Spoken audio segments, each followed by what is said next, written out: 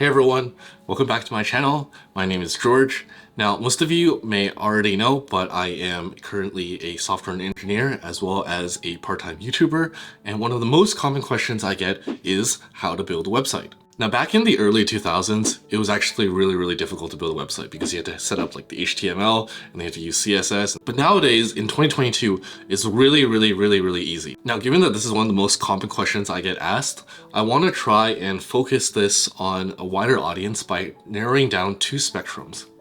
The first spectrum is price, from least expensive, which is free, to most expensive. And the second spectrum I want to focus on is difficulty of use, from no coding to quite a bit of coding and customization. Okay, well first of all, let's start with the easiest way. And the easiest way is to use the platform that helps you do all of your website customization as well as all of the hosting, and it's all done in one platform for you. And for that, I first recommend Substack. Substack, you could argue, is kind of like an email newsletter, not even a website type of thing. But for those of you who really want to just get started by starting like an email, that newsletter that sort of pumps out to everyone every single week, and they get to come to the website and take a look at the blog, Substack is perfect for that. You don't have to do any of the hosting. You can just set it up right away and you can start writing and sending emails to people around you.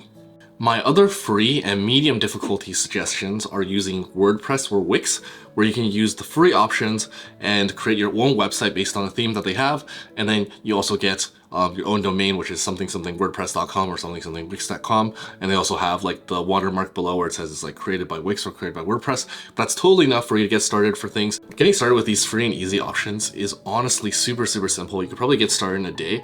So like honestly, you can go out there, get started with Substack, and then move on to WordPress or Wix as a complete beginner, and it will be completely easy to use.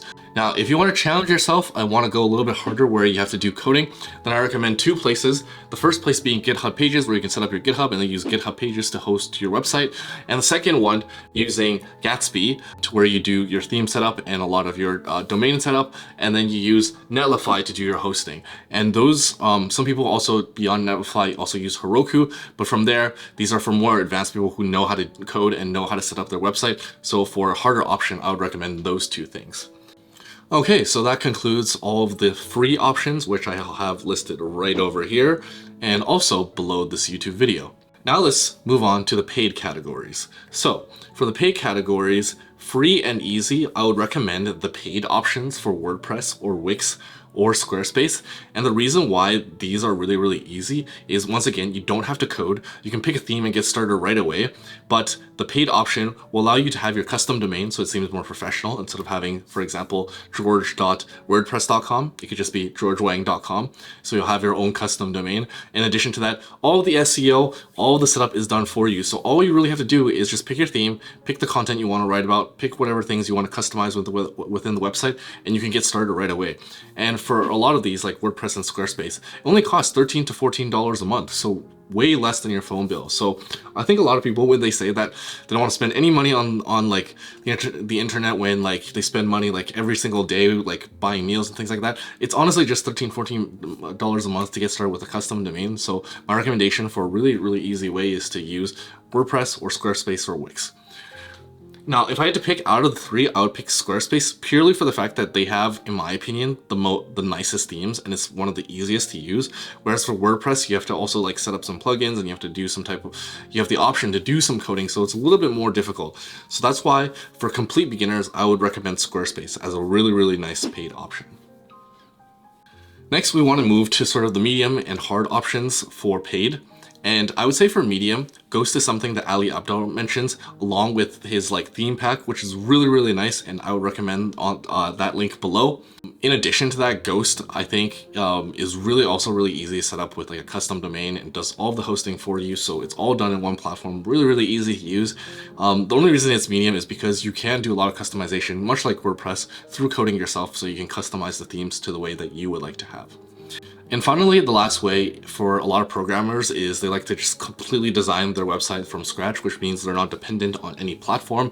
All they have to pay is for sort of the hosting and to set up like their server and their custom domain. So for people like that, I would actually recommend, instead of coding by yourself from scratch, you could actually also look at some of the websites that you really like, including some of the personal websites.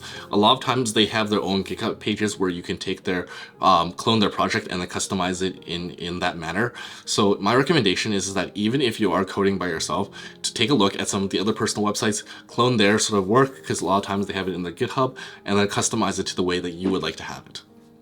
Okay, I also get some commonly asked questions surrounding this theme. For example, sometimes people ask, George, what is the best way to get a custom domain? And I say either Google Domains or Namecheap.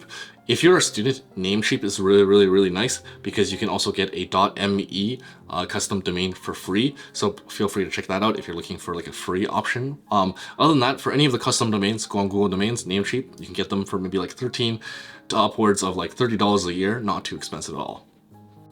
But yeah, if you're looking for a custom domain, I think mine costs like maybe like $15 a year. I don't think it goes above like the $50 range unless like you're some like really big company and like you're trying to buy from someone. But for the most part, it's really cheap to have your own domain.